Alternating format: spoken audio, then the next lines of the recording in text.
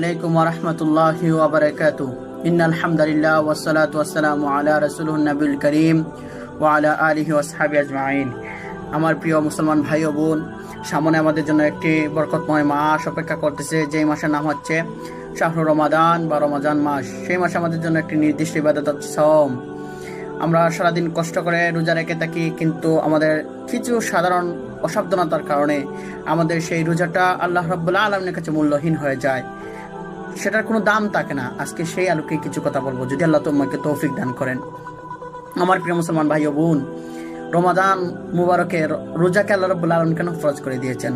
তার জবাবে কোরআনুল কারীম থেকে আমরা জানতে পারি, আল্লাহ রাব্বুল আলামিন বলেন, ইয়া আইয়ুহাল্লাযিনা আমানু কুতিবা আলাইকুমুস সিয়াম কামা কুতিবা আলাল লাযিনা মিন ক্বাবলিকুম লাআল্লাকুম তাত্তাকুন।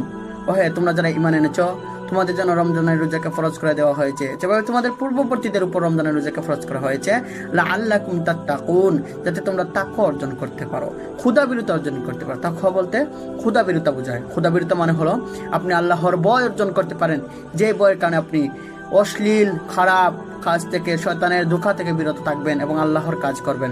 আপনি নাটক সিনেমা থেকে বিরত থাকবেন, গান শোনা থেকে বিরত থাকবেন, অশ্লীল ভিডিও দেখা থেকে বিরত থাকবেন, মিথ্যা কথা বলা, সুদ খাওয়া, ঘুষ খাওয়া, অর্থাৎ যত ধরনের খারাপ কাজ আছে তা থেকে বিরত থাকবেন। সেটা হচ্ছে তাকওয়া। আর এই রমজানের মূল উদ্দেশ্য হচ্ছে তাকওয়া অর্জন করা। যদি এই তাকওয়া অর্জন না হয়, তাহলে সেই রমজান কোনো কাজে আসে না, সেই রমজান মূল্যহীন হয়ে যায়। রাসূল আকরাম সাল্লাল্লাহু আলাইহি ওয়াসাল্লাম সহিহুল বুখারীর মধ্যে বলেছেন, আসিয়ামু জুন্নাতুন ফাইদা কানা ইয়াউমু সাওমি আহাদিকুম ফালা ইয়ারফুস ওয়ালা ইয়াসখাব ফাইজা সাব্বাহু আহাদুন আও কাতালাহু ফালিয়াকুল ইন্নী সাইমুন। সহিহুল বুখারীর হাদিস। রাসূল সাল্লাল্লাহু আলাইহি ওয়াসাল্লাম বলেছেন, আসিয়ামু জুন্নাতুন, যে রমাদান হচ্ছে ডাল স্বরূপ।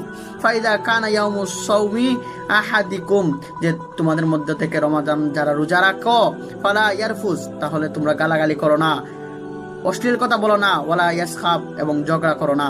ফাইজা সাব্বাহু আহাদুন, যদি কেউ তোমাকে গালি দেয়, আও কাতালাহু, অথবা তোমার সাথে ঝগড়া করে, ফালিয়াকুল ইন্নী সাইমুন, তাহলে তুমি তাকে বলে দাও যে তুমি রোজাদার, অর্থাৎ তুমি ঝগড়া করো না, খারাপ কাজ করো না।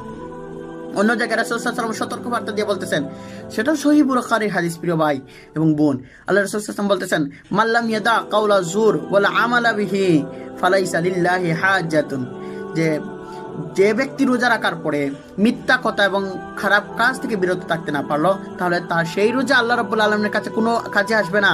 আইয়াদা তামাহু ওয়া শারাবাহু, সে শুধু উপবাস থাকলো এবং পানি খাওয়া থেকে বিরত থাকলো। আমার প্রিয় মুসলমান ভাই ও বোন, একটুবার চিন্তা করে দেখুন, আপনি আমি সারাদিন কষ্ট করে না খেয়ে রোজা রাখলাম, কিন্তু আমাদের কোনো কাজ আসলো না। শুধু রোজা রাখাটা আপনার, এটা শুধু উপবাস থাকা হয়ে গেল, পানি পান করা থেকে বিরত হয়ে গেল।